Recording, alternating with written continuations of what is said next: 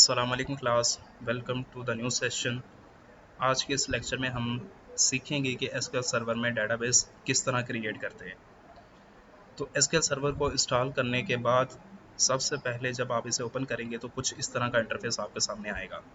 SQL server name authentication. आप simply यहाँ पे कनेक्ट पे क्लिक करें तो कनेक्ट हो जाएगा। यहाँ पे आप प्लस का सिंबल देख रहे हैं, इसके ऊपर क्लिक करें तो आपके पास कुछ ये नीचे फोल्डर्स आएंगे। फिलहाल हमारे किसी और के साथ कंसर्न नहीं है, सिर्फ डेटाबेस के साथ है। इसके ऊपर राइट क्लिक करें, न्यू डेटाबेस के ऊपर क्लिक करें और यहाँ पे अपनी डेटाबेस का नेम दें। अब यहाँ पे डेटाबेस का वो वाला नाम चूज़ करें जिसकी आप डेटाबेस बनाना चाह रहे हैं। जैसे फॉर एग्जांपल अगर आप होटल मैनेजमेंट सिस्टम बनाना चाह रहे हैं तो यहाँ पर लिखें होटल मैनेजमेंट डीबी। अगर लाइब्रेरी मैनेजमेंट सिस्टम बना रहे हैं तो लाइब्रेरी मैनेजमेंट डीबी। यानी कि रेलिवेंट नाम होना चाहिए, क्योंकि हमारी डेटाबेस में डिफरेंट डेटाबेसेस होती हैं, तो एक दूसरे से डिफर करने के लिए हम उनका नाम यूनिक रखते हैं, जिससे हमें पता चल सके कि ये डेटाबेस किसकी है। जैसे फॉर एग्जांपल अगर मैं लॉगिन सिस्टम बनाने लगा हूँ तो मुझे नाम रखना चाहिए लॉगिन डीबी। ठीक है, ये आप इसे कैपिटल रख लें। उसके बाद आप यहाँ पे ओके पे क्लिक कर देंगे तो ये बाय डिफ़ॉल्ट जो पाथ यहाँ पे सिलेक्ट हुआ है वो ये है कि सी के फोल्डर में प्रोग्राम फाइल्स के अंदर ये इस पाथ के ऊपर है। लेकिन आप चाह रहे हैं कि मुझे पता हो कि वो कहाँ पे है, रेलिवेंट पाथ हो, तो आप वहाँ पे जाएं और वहाँ से वो पाथ सेलेक्ट करें और कॉपी करें यहाँ से और वहाँ पे आके पेस्ट कर दें। तो फिर जहाँ पे आपने अभी का पाथ सेलेक्ट किया है तो वहाँ पे आपकी ये डेटाबेस क्रिएट हो जाएगी। अब यहाँ पे ओके पे क्लिक करें तो ये देखें इस पाथ को आपने सेलेक्ट किया हुआ था, तो यहाँ पे आगे ये देखें आपकी डेटाबेस क्रिएट हो गई है। ठीक है, तो यहाँ पे भी आप देखेंगे तो हमारे पास ये मेरे पास पहले से बनी हुई डेटाबेसेस हैं। लेकिन अगर आप फर्स्ट टाइम पहली बार कोई डेटाबेस बना रहे हो तो आपके पास सिर्फ एक ही आएगी डेटाबेस, ये ब्लैक कलर की ये वाली। तो इसके ऊपर फिर प्लस का सिंबल है, इसके ऊपर क्लिक करें।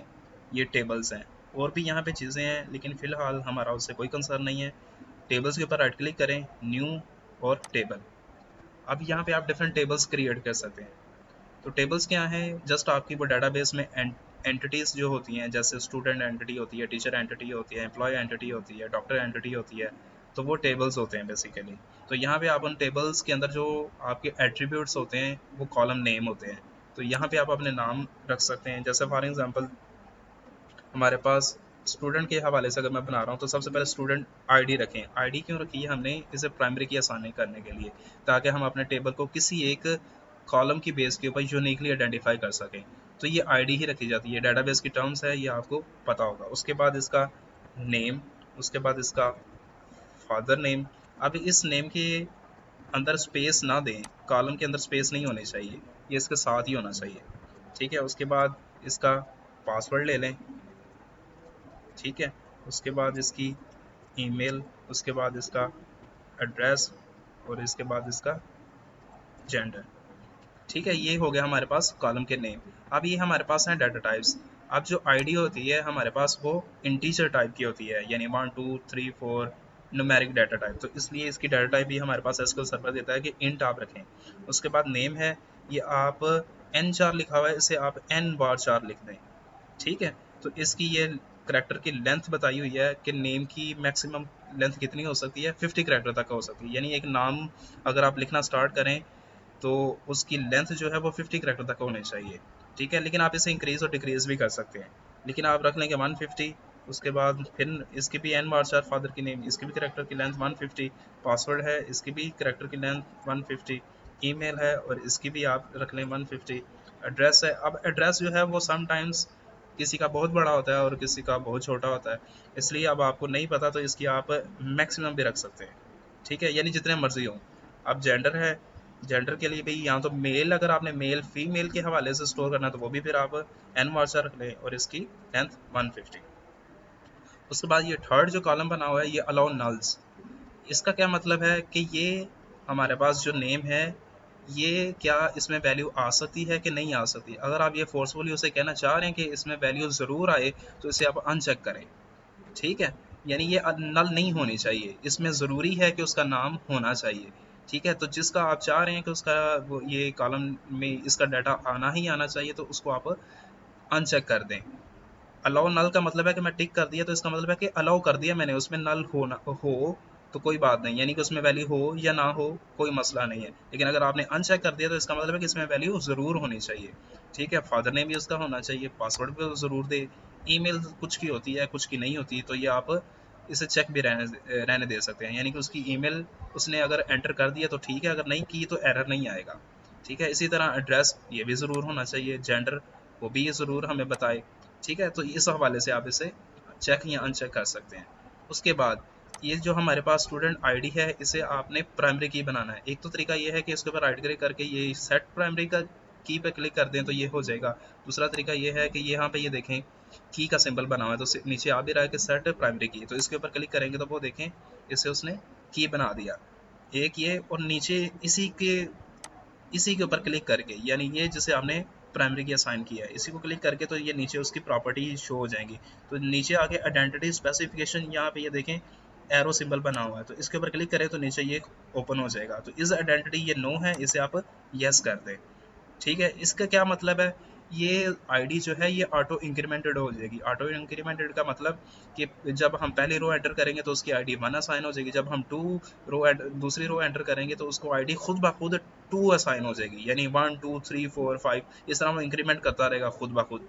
इसलिए हमने इसे यस कर दिया है। अब आप इसे सेव कर ले कंट्रोल एस से। ठीक है, और इस कॉलम का नाम आप रख लें टीबी स्टूडेंट। ठीक है, टीबीएल स्टूडेंट, टीबीएल से हमारा टेबल शॉर्ट फॉर्म उसकी लिखी है, और स्टूडेंट उस जिसकी हमने टेबल क्रिएट किया उसका नाम लिख लिया। इसे आप ओके पे क्लिक कर दें। ठीक है, तो ये आपके पास क्रिएट हो गया। अब आप देखना चाहते हैं कि हमारे पास कहाँ पे टेबल क्रिएट हुआ है, तो इसके प्लस के सिंबल पर क्लिक करें तो ये हमारे पास आ गया टीपीएल स्टूडेंट। इसके ऊपर राइट क्लिक करें, डिज़ाइन के ऊपर जाएं तो आप फिर वही डिज़ाइन वाली विंडो पे आ जाएंगे, यानी अगर आपने कोई और कॉलम ऐड करना है तो आप यहाँ से दोबारा कर सकते हैं, उसकी डाटा दे सकते हैं, अलाउ नल चेक वगैरह कुछ भी, यानी चेंज करना चाहें तो आप इसके डिज़ाइन के ऊपर चेंज कर सकते हैं। ठीक है, उसके बाद आप देखना चाहते हैं कि इसमें कितनी रोज़ हैं तो वो आप सिलेक्ट कर सकते हैं, यानी कौन कौन सा इसके अंदर डाटा है। फिलहाल कोई डाटा नहीं है तो इसलिए इसके अंदर कोई डाटा शो नहीं हो रहा।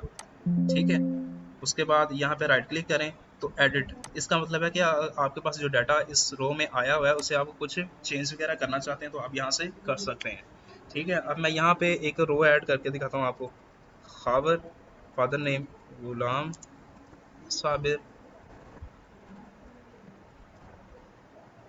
ठीक है, उसके बाद password 123, email power@gmail.com, address Rahmatpura, gender मेरा मेल। ठीक है, ये मैंने एक रो एंटर कर दी, ये देखें ये मैंने आईडी नहीं थी दी, इसने खुद ब खुद उसे 1 असाइन कर दिया। ठीक है, अगर मैं दूसरी रो ऐड करूंगा तो वो यहाँ पे 2 दे देगा और 2 दूसरी रो ऐड हो जाएगी, इसी तरह तीसरी, इसी तरह चौथी। ठीक है, ये मैं एक और आपको करके दिखा देता हूँ, जैसे अली, उसके बाद हसन 123, फिर ali@gmail.com, इसका भी एड्रेस रहमतपुरा, और ये भी मेल है। ठीक है, ये देखें 1 2 3, ये इसी तरह ये खुद ब खुद ही यहाँ पे एंटर होती रहेगी। बाबा ये एडिट मोड ओपन किया हुआ था, अगर वैसे ही सिर्फ आप रोज़ देखना चाहते हैं कितने रोज़ हैं तो आप यहाँ से देख सकते हैं। ठीक है, ये कहाँ पे। ठीक है जी, आज के लिए इतना ही। Thank you so much.